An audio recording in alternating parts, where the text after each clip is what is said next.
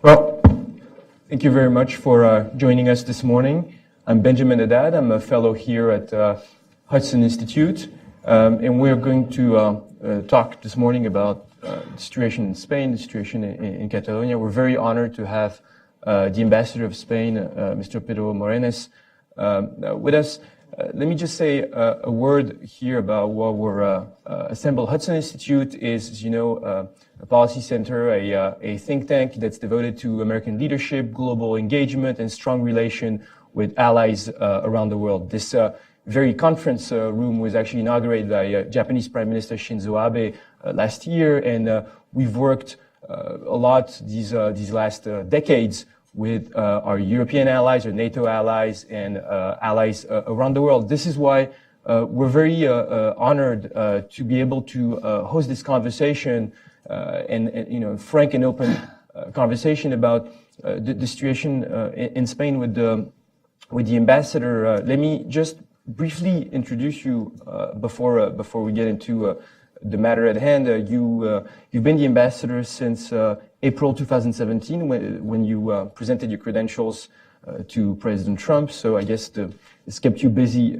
since then. But before that, you were the Minister of Defense of Spain between 2011 and 2017, and you were a lawyer by profession. So you've had different lives and different perspectives that you can bring to this issue.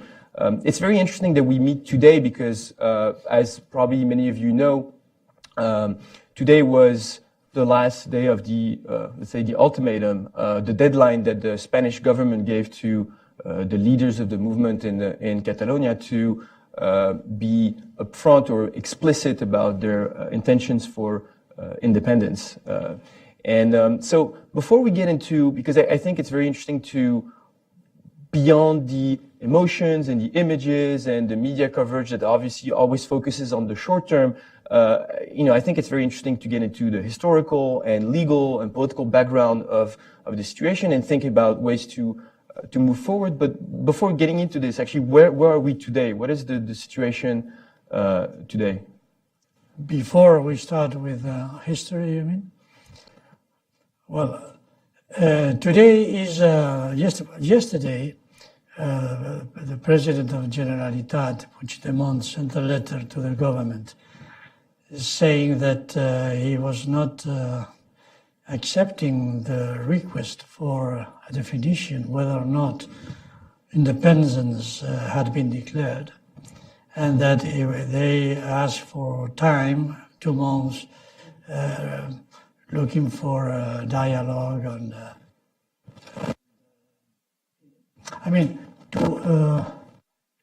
to earn time for nobody knows what. I think that in the end is to prolong the situation of uncertainty, which is no good for the Catalonians, no good for the rest of the Spanish people, and no good for the world looking at this problem. It is a problem that not only affects Spain, but affects the rest of Europe, and instability in Spain could affect, as it was seen during the economic crisis, to the whole world. And this is one of the reasons for what President Obama had a long conversation with President Rodríguez Zapatero in those times, because the financial problems of Spain, as an example, could affect all the West financing system. So we are speaking about something that transcends the scene or the frame of the Spanish Catalonian problems. This was yesterday. Today, the President of the government and the Vice President have answered this letter of President Puigdemont, stating that basically that it is not acceptable that he is not defining himself regarding something that the Constitution establishes, that it is an obligation of the government to ask for whether or not he is declaring independence in order to be able to take the necessary measures to avoid such a tremendous and unacceptable attitude of Catalonian government. No? So I think that in these two letters, the letters of Puigdemont and the letter of President Rajoy, you can find the reality of what it is here. President Rajoy is the last person that wants this situation happening. That is for sure. No? This uncertainty, this turmoil, this first of all, and we come to a little bit of history. First of all, in the letter of President Rajoy, something is stated very clearly, and the thing is that if we analyze the history of Catalonia, historical Catalonia, Catalonia has always been a region very, particularly in Spain. There are others, like Basque Country, Galicia, the first kingdoms of Castile, Leon, Aragon, the kingdom of Murcia. We in 1492 we decided to do 300 years before this country. We decided to go from a pluribus unum. We were the first, and now after that we are building Spain after the Constitution of 1978, which is in uno plures, in one.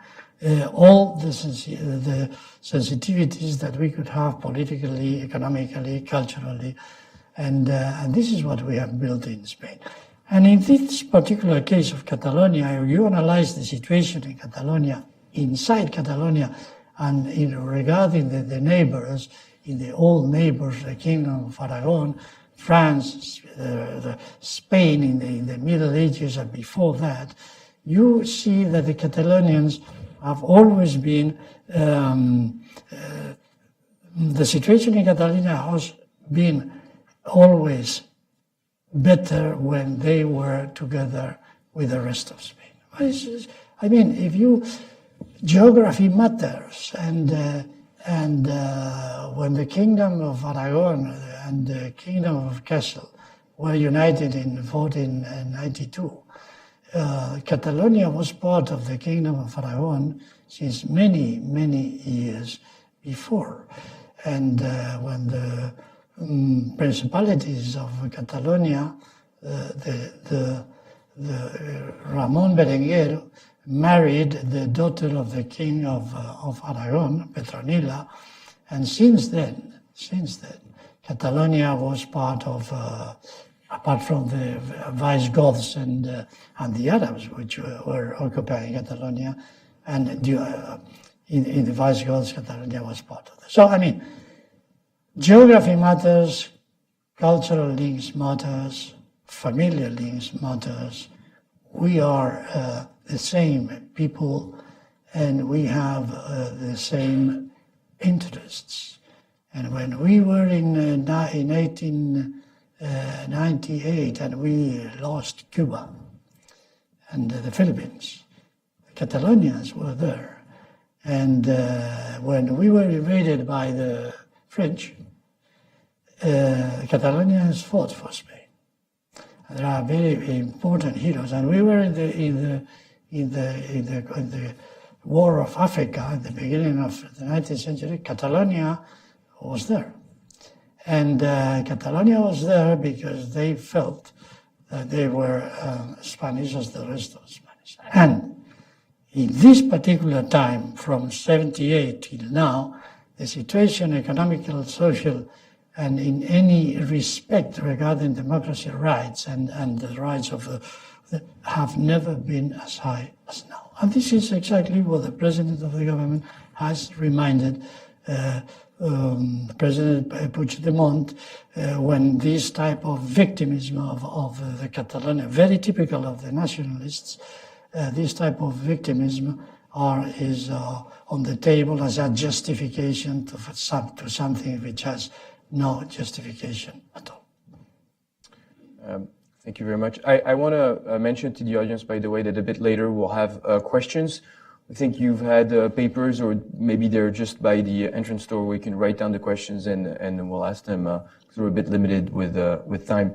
So let me get to the referendum and to October 1st. So the Catalonian parliament decided to pass this bill that the Spanish authorities have deemed illegal, the courts have deemed illegal, to pass a referendum on independence. As people here who have followed know, the yes, so the independence was supported by 92% of voters, but with a pretty low turnout, with a bit more than 40%. And the Spanish authorities have talked about irregularities in the vote as well. But I think also one of the images that struck a lot of people, obviously the violences that we've seen in the streets and what some people call the police repression against this referendum. So tell us a little bit about how the Spanish authorities reacted to this referendum, background on it, and in hindsight, if there was not,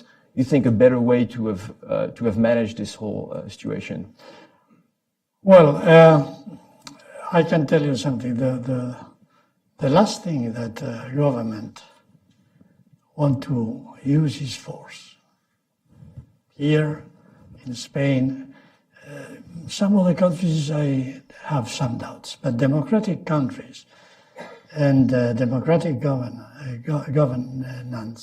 the last resource for them is the use of force. Violence is a different thing. Violence is the illegitimate and let's say unjustified use of force. The use of force, the legitimate force to get the law accomplished, is some prerogative that governments have all over the world since many years ago. And particularly when we are in democracy, this legitimate force is legitimated not because of the government himself, but because of the law. So the respect of law, it is not something that it is for like an structural and conceptual understanding of life. It is the way in which human beings, we have decided after very many thousands of years to solve the problems that we have between ourselves and to help us to keep peace, to keep order, and to keep the people in a very keeping all the rights that the people have in the best possible way. So this is first, the use of force. The use of force, I repeat, which is the last resource that democratic nations, governments, they have, in the end, if the people do not accomplish with the law, it is necessary. And that's why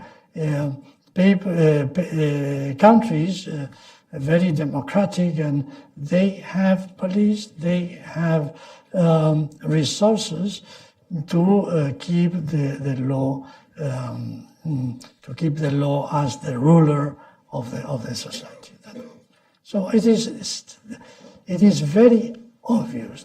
A, B, whoever has jumped over the legitimate force, the use of legitimate force, ordered by the judges, by the way, and has been, let's say, especially violent in the use of legitimate force, this is something that we will, as we have done in the past, we will look as a non-acceptable attitude, and whoever has done this, from the head of the government till the last man in the police, will be subject to the law. And this is exactly what a democratic system is. And this is the case. Well, images. The images have been really bad for Spain, because it is we are living in a world of images, and everybody knows that we live in such type of world. And I can tell you, images not always reflect the reality. Right, and images can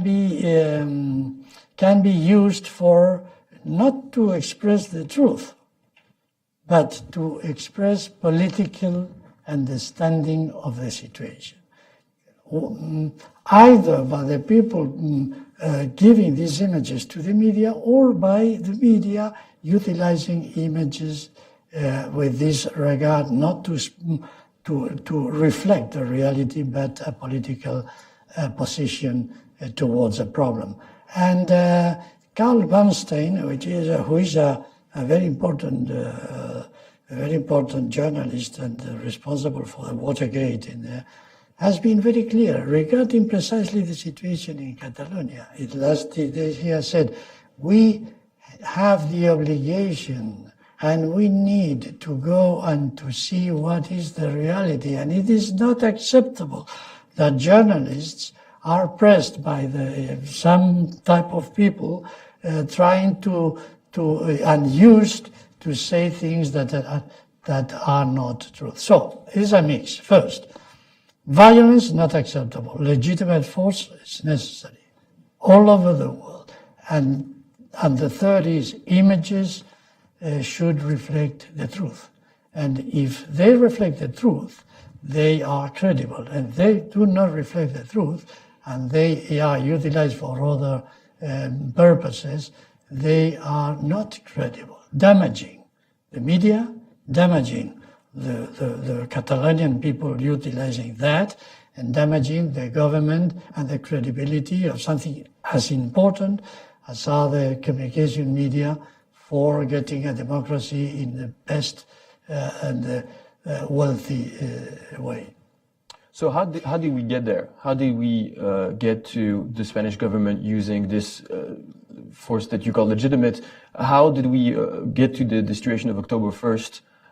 What are the different steps and what are the different options that could... Well, I think that, October 1st is not the beginning of this story.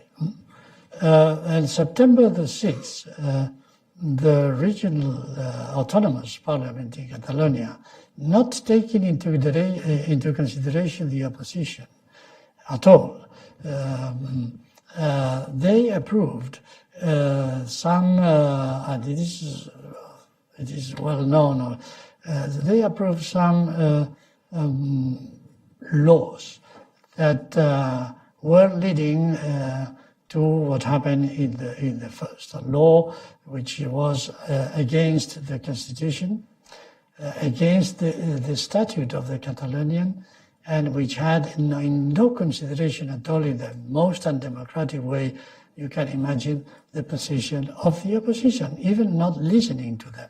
So this way of acting, which is involved in some type of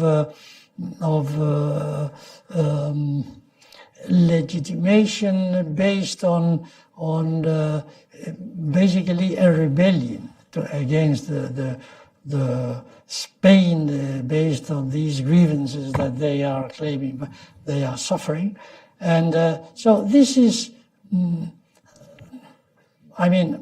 this is the most undemocratic way of acting, disguised as the most democratic, which is like very romantic, the people freeing themselves against the oppression of Spain, which is a democracy recognized in any and all the institutions in the world. And it has taken to us a lot of time to arrive to Spain, to arrive where we are now, a lot of time. And the people having more than 60 years or 50 years, we know exactly what I mean when I say this. And so if you analyze the 19th century and the 20th century of Spain, you see what it has been the path for our country to arrive where we are. And sincerely, we are we have our national identities, but the most important, I would say, genetics of the Spanish people, and the best, of course, is our capacity to open our doors to the people in the world. And this is exactly what we do every year. We have, 80 million people visiting Spain, coming in Spain, living in Spain, outside. It's a wonderful country, open country, and the least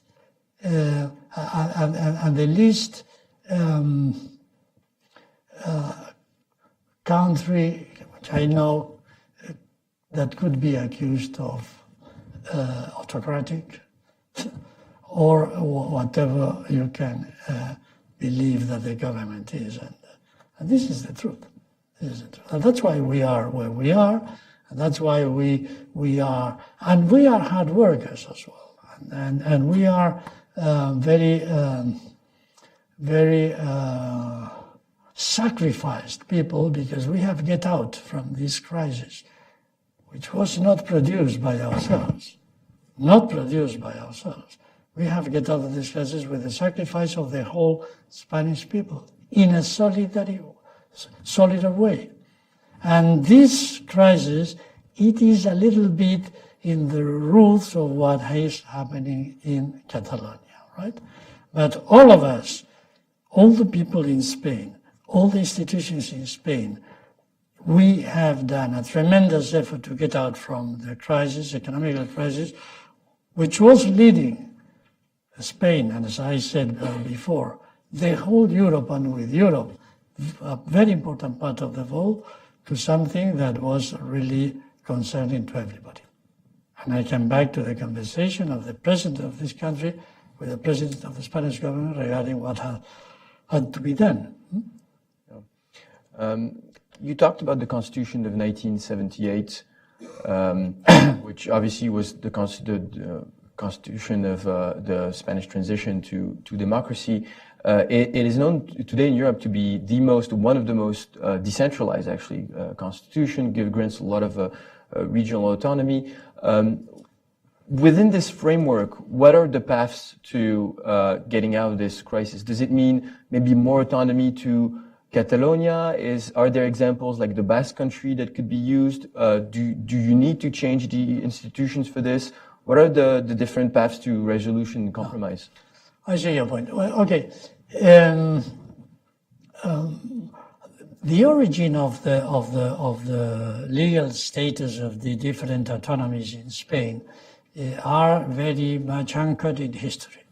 The Basque country had an old relation with the Crown of Castile, where the King of Castile, not the King of Spain, the King of Castile was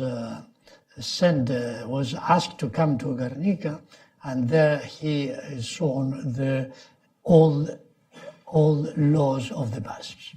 And the Basques then accept alliance with the crown. No? This is an origin which was based in some old laws that the Basques have, and this has been respected, and this is reflected in the Statuto of Guernica. And there are always these movements, centrifuge, centripete in Spain. No? But the balance is that, we should respect the legal frame, and within the legal frame, you can or we can speak about everything. And that is the point. That is the point. We haven't denied anybody to come to dialogue. What we cannot accept is that you breach law and then you call for dialogue. In Catalonia is exactly the same. If they have some grievances and they want to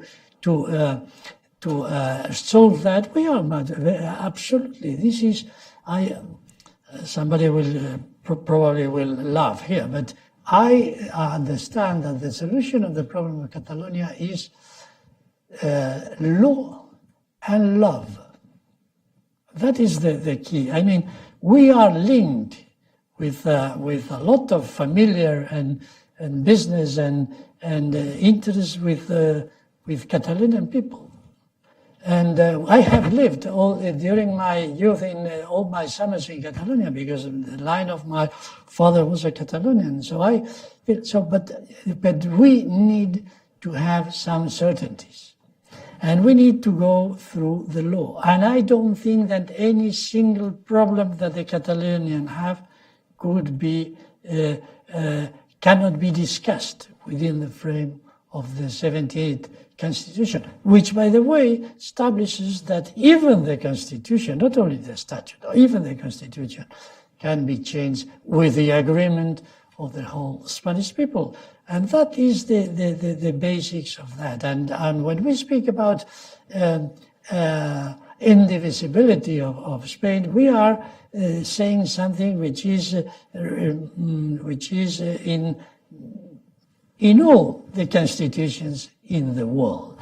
And at the same time, we say we want to change this agreement, this pact, this agreement that we had in 1978 to overcome problems that we have. They sent us, not the nationalist only, but another type of problems that we had in the 36. We agreed that this constitution was reflecting exactly the feeling of all the sensitivities in Spain to be able to free ourselves and to become a democracy and to live together. That is the situation. And there, in this constitution, we said that if the time comes to edit a different type of agreement, we have that instrument precisely, but we have that instrument. No one can decide what is the legal instrument that he has to apply to himself, because in that very moment he wants to have, let's say, a political understanding different from the agreement, which, by the way, was approved by the 90% of the Catalonian people. That is the real 90%.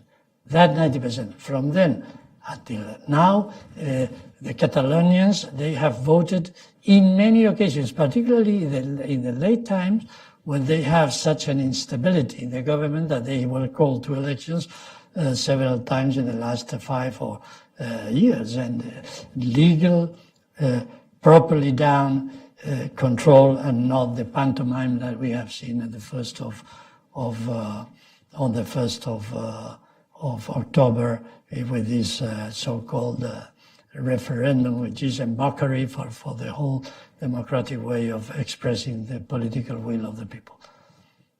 I think we can maybe gather some of the questions. I'll have just a last quick question on the international reaction.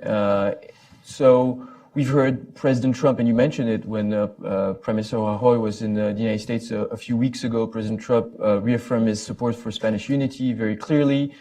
Since then, I think we've seen the support of the European Union for the Spanish government as well. I think President Macron talked about a coup and said that he didn't want to interfere into Spanish politics. We had the same kind of discourse from Angela Merkel. Is there anything that, according to you, the international community, especially the European Union, I guess, and to a certain extent the United States, should do in this process? Well, I think that you have said something which is not exactly accurate.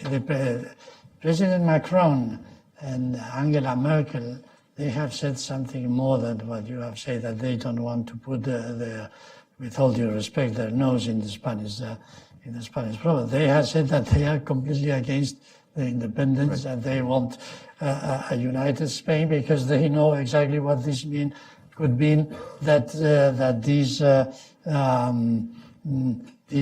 absolutely out of any sensible way of understanding politics could win in Spain. Because if this would happen, I repeat, Europe will have a tremendous problem. And they have reacted first with sympathy to Spain, of course, but second because they understand what this means. If this situation and these, let's say, undemocratic and out of law political movements succeed, they will have the problem immediately. So I think that the European community, from Juncker to Tusk to Merkel, we have the only two countries that have clearly backed the situation in Catalonia have been Venezuela of Maduro, and Kim Un-jong, the man of the you know what I mean. Rocket Man. And I would like to not use that, but the man in North Korea. So I mean, let's go. And when President Rajoy was here, and I was there, and we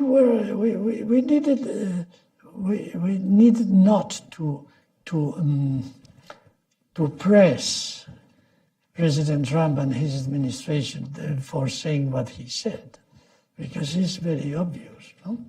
So I think that and I repeat, everything is possible within the law. Nothing is possible outside the law. That's a principle of democracy. It's not a principle of autocracy. That is the question.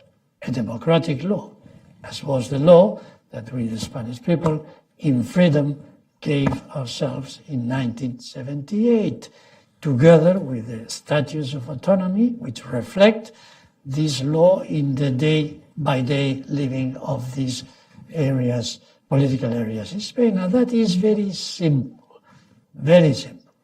And so these misty answers that the Catalonian government is giving to the clarity of the truth, of the democratic truth, it reflects exactly the clarity of the truth and a situation which is, we in Spain, we use that when the river is with a lot of turmoil is a very good time for fishermen.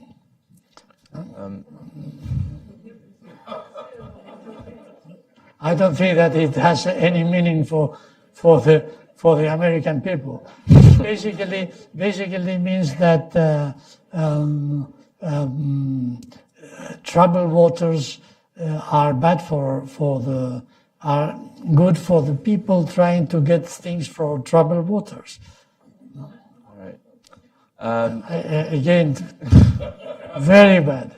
So if I say this, we'll translate somebody there that can say this in a better English, please. We have a lot of interesting questions. The first one, I think, is very interesting. So, even if we talk about the illegal conditions in which the referendum was held and the fact that turnout was low, we still have established that 2 million people voted for independence. How does the Spanish government intend to the term here is seduce or persuade them? What is the dialogue with? Well, I have to express very clearly. First of all, it is very difficult that somebody could give some validity to that type of vote. I mean, I will not enter now again in how these votes took place with these boxes with the fill of ballots before entering. I mean, there were towns where there was much more people votes than the people existing in towns. I mean, forget about that. The last election, well done in Catalonia, reflected a reality of the Catalonian people, and that is the reality. So, I mean, I will not go and not accept the referendum, the so-called referendum, and this type of thing to reflect the feelings of the Catalonian people. It is not true. Full stop. It doesn't reflect with the guarantees of a democratic system. And if we utilize this type of thing, which is done in a very undemocratic way, as a democratic way, we are confusing democracy with this type of attitudes which who are not cannot be homologated as a democratic way, which it is utilized all over the world. So how should we deal with that? It's very simple. We need to come to the calm, which is the result of a law, which is a democratic law, permitting everybody to express their political will then within this frame come to the Spanish Parliament and to express, or to the office of the President of the government to express what the grievances are, to try to listen carefully and to try to help and to arrange these problems of the people of Catalonia together with the vision of the whole Spain, and to try to solve the matters in a very civilized way, which is the way in which we want to do it. And we have the instruments to do it, and we have the will to do it, but within the law. Talking about the law, one of the options that the Spanish government has is using Article 155 of the Constitution to take direct authority over the Catalonian region. Is one of the questions here. What would that entail? And in which circumstance would the Spanish government go to this option? Well, the circumstances are very well defined in the several communications that the government has sent to the Generalitat. No, I mean, if they do not abide to law, the government need to impede this type of activities that they are carried out by the present autonomous government they are doing. And we will not suspend the autonomy. We will not, from that very moment, Catalonia will continue having their own autonomous government and system. The only thing that we should do is to take the responsibility that this autonomy is ruled according to the law, and that's the principle. What will be the steps? The Article 155 is an article which very clearly expresses that if an autonomy does not accomplish with the law and is against the interest of the whole Spain, the government not get rid of the autonomy. The government will take any step to guarantee that the rule of law is and no damage to the Catalonian people will come from the utilization of these instruments of the legal government of Catalonia to work. It will be a gradual action, and I hope with many other goodwill people in Spain that this time will not come. Today was the time, and because the Article 155, I have heard that the President of the government, the Spanish government, is very arrogant, asking for, it's not an ultimatum, it's the law. It's 155 says that the government, if these things happen, need to ask the people not accomplishing with the law to do it. And what we have done is, first of all, clarify whether or not they have declared independence. Why they don't say yes or no? No answer. Second, if they say no, we haven't, we have given to them a time up until the 10 o'clock in the Thursday in order to accept to come back to law and to start negotiating whatever they want. This is exactly what we have here. If they say no, they claim for mediation of, all this scenario, worldwide scenario that they are building. This is unloyal with the government, with the rest of the Spaniards. This is very unloyal with the rest of the Spaniards, and this doesn't reflect that do not provoke the legitimacy, the democratic legitimacy that they are trying with that. Democratic legitimacy is to say, we have done a thing which is not acceptable in democracy, we come back to democracy, which is the state of law, and we will speak about everything. This is to be Democrat, and the other thing is not.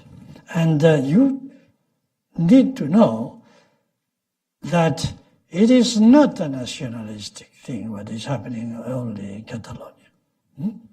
It is not only a nationalistic thing, and you can see what are the partners in this regard. Okay. One of the questions that comes back also pretty often is the comparison with Scotland, and the question with the comparison with Scotland in the United Kingdom, and the question whether there would be a legal framework or possibility to hold a legal referendum on independence, which was the path that Prime Minister Cameron at the time took in the UK.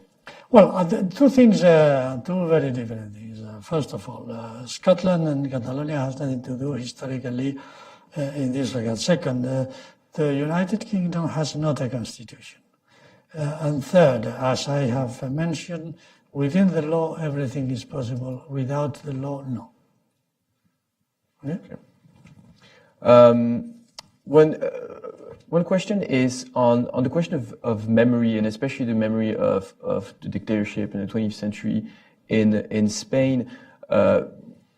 Obviously, one of the claims of the Catalonians is that they've been oppressed in the 20th century until obviously the transition to democracy. But do you think the Spanish authorities have done maybe a good enough job at confronting this memoir, confronting the years of dictatorship and talking about these issues openly, or if it can still be a matter, you think, for the Catalonians? Well, I mean, we, the Spaniards of my generation, and for not speaking about the younger generations, we do not have any type of complex regarding our democracy and our past. This is first of all.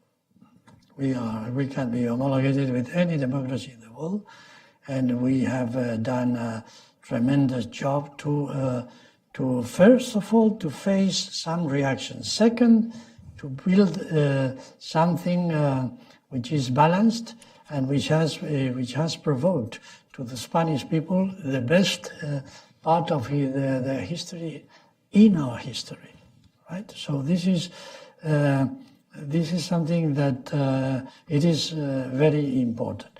Second,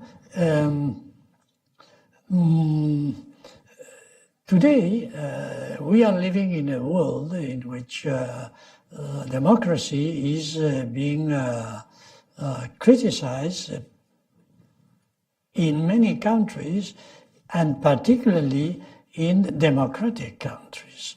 So there are several books, which is The Crisis of Liberal Democracy and so on.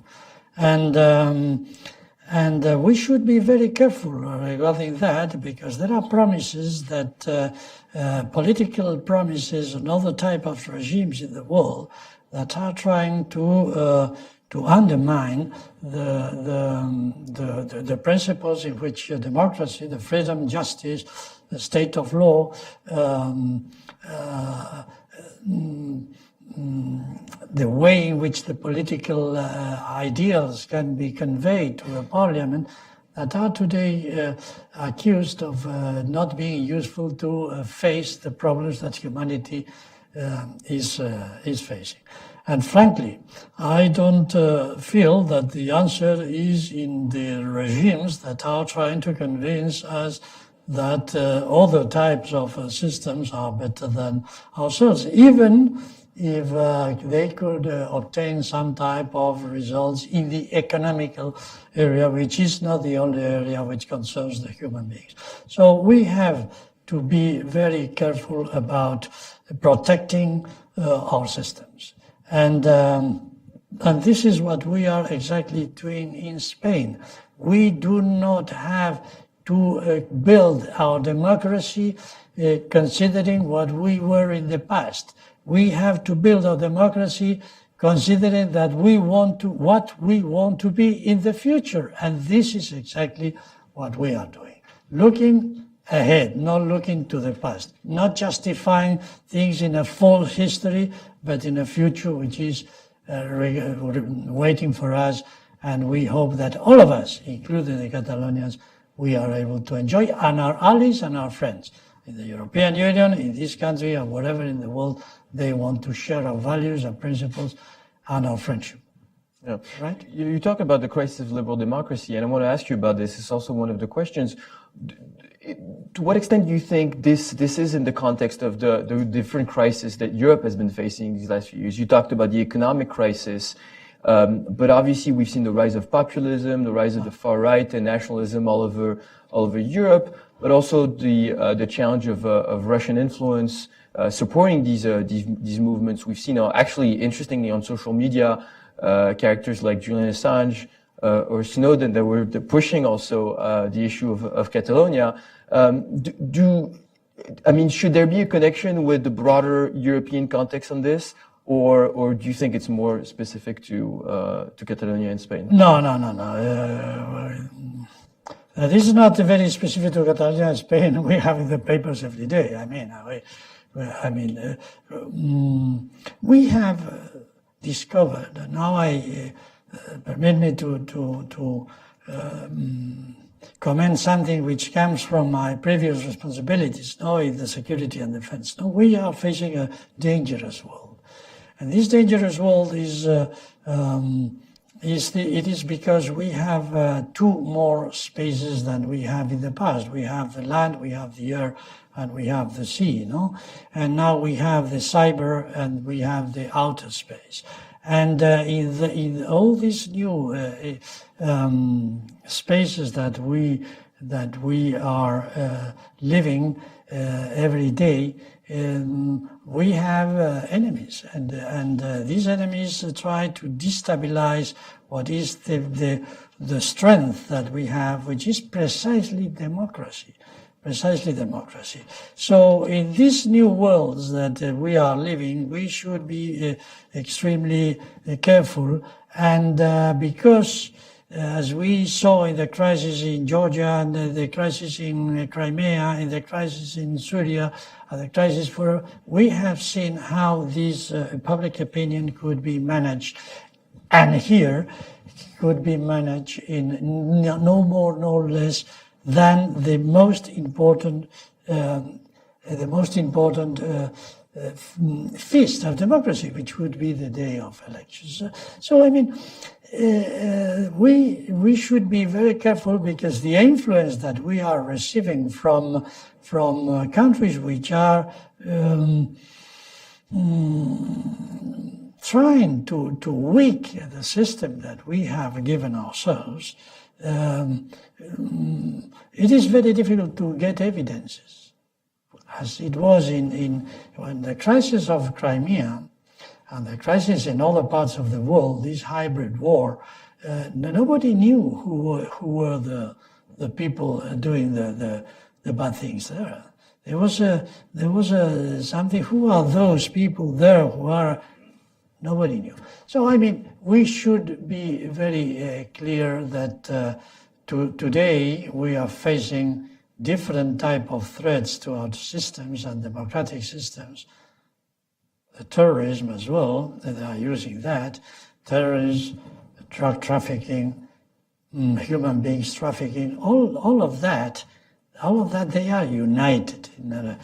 So we have to defend ourselves, and we need to know that this is not for free, that these attacks are there. So that is a point. The attacks exist. Difficult to fight against them? Yes, because we are not ready. We are now aware and we are reacting. But in the future, we should be preventing, deterring the people to do exactly the same as we do in the land, in the sea, and in the air. The prevention, the deterrence is the key for not needing to utilize force afterwards. And that is very costly, very difficult to sell to the public opinion, to the taxpayers, and in the end to the people who are the rulers of their own destinies. And this is exactly what we have to do. And if we do not do that, we will face problems, for sure, as we are doing, as we are facing.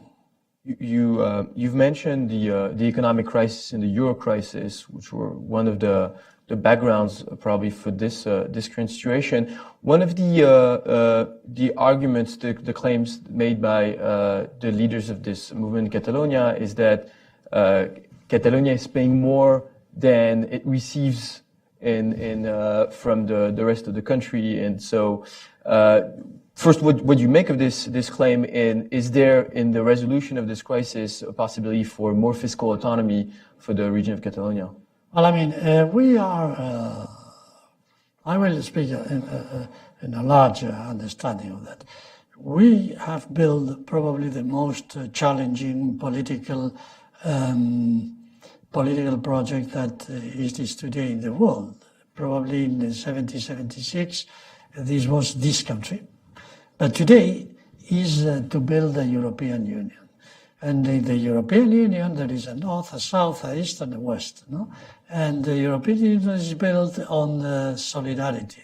And the European Union is built in the way in which everything has to grow in a balanced way. And this is probably the most generous and intelligent political understanding. And that is why it is very difficult. That is why it's very difficult, because every now and then the selfishness and the lack of solidarity is damaging the consistency of the political project of Europe. It's exactly the same in Spain. We need to develop Spain in which the rich countries, the rich parts of the Spain are sustaining, helping the poorest part in Spain. Exactly the same as in a very democratic and balanced tax system where the richest pay more than the poorest. And that is exactly the case. In regarding the balances of the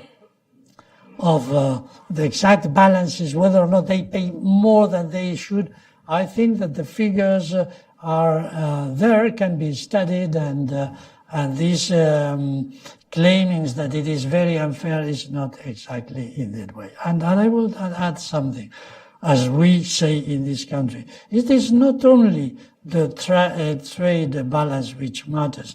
It is also the investment balance which matters. And Catalonia has, in the rest of the Spanish people invest in Catalonia. Catalonia invests in the rest of Spain. And particularly the trade is sustained. So I mean the economical tissue of Catalonia, it is sustained in the most important part of it because of the Spanish market. And this is very important. This is very important to understand. And today there are some people. Unfortunately, I am very sad about this, and I hope that this will solve immediately and they'll return.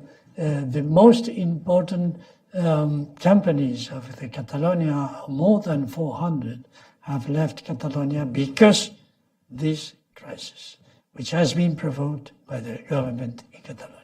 And this is a contradiction in terms.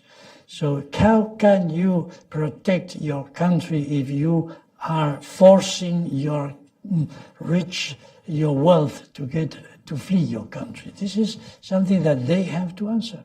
They have to answer. And I'm not at all happy. That is very important to say. I would like that everything is where naturally it has to be and not forced by a crisis like this time. Right? Yeah. And we've seen banks, major I mean, banks and what is, they are not banks. And we are speaking about entities. But hopefully we shouldn't have the problem of financial deposits fleeing from Catalonia. This could be a tremendous situation. So let's be very good. And there is another thing which I would like to mention, which has a little bit to do, is in Spain. I was in a meeting some days ago with a man of JP Morgan. And when I asked him, well, how you see the problem of Catalonia and Spain and in this situation, I said, okay, we only see that the growing of Spain will continue to be 3.1. Second, we see that the premium that you pay is lower than when we took the government in the 1911. And third, I see that the stock market is rebounding every day. That is the reality of Spain. That is the reality of Spain. Okay. Okay. Well, I think we're running out of time. I really want to thank you, Ambassador. Thank you. I think this was an extremely interesting conversation. It's always important to have these frank and open dialogues, but also to go beyond the images and the emotion, especially in a world where we watch social media and 24-hour news cycle and get into the background and the history. I was rereading last week a beautiful book called Anatomy of a Moment by Javier Cercas, who's a Spanish novelist, but it's actually not a novel, it's a nonfiction book on the failed coup attempt in 1981 and the strength of Spanish democracy and unity at this moment where just after the transition. And I think it gives background on how strong, Spanish democracy has been, especially after such a tough century and tough decade. So it's good to sometimes take a step back and look a little bit about the history and the broader context. So thank you so much, and please join me in thanking the ambassador today. Thank you.